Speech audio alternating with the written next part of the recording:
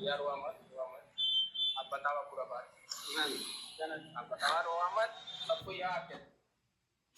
ఉత్తరప్రదేశ్ వారణాసిలో వీళ్ళ అబ్బాయి ఒక 5 సంవత్సరాల అబ్బాయి ఎల్కేజీ చదువుతున్నాడు.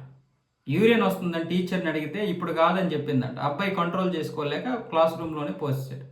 దానికి ఆ టీచర్ ఆయాని పిలిచి అది క్లీన్ చేయమని చెప్పడం పోయి కత్తి కాల్చేసి ప్రైవేట్ పార్ట్ మీద వాతలు పెట్టింది ఆ ముండ.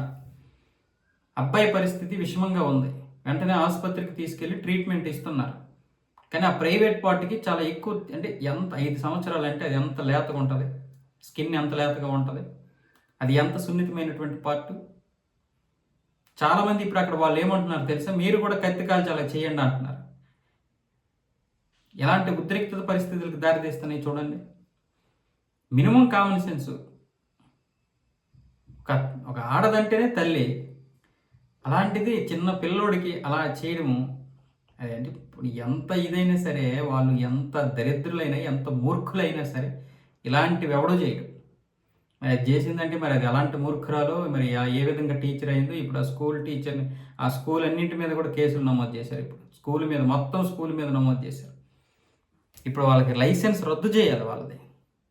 ఎందుకంటే తప్పు ఎవరు చేసినా సరే ఇలాంటి తప్పులు జరగకుండా ఉండాలంటే మిగతా వాళ్ళు కూడా జాగ్రత్త పడాలి కదా.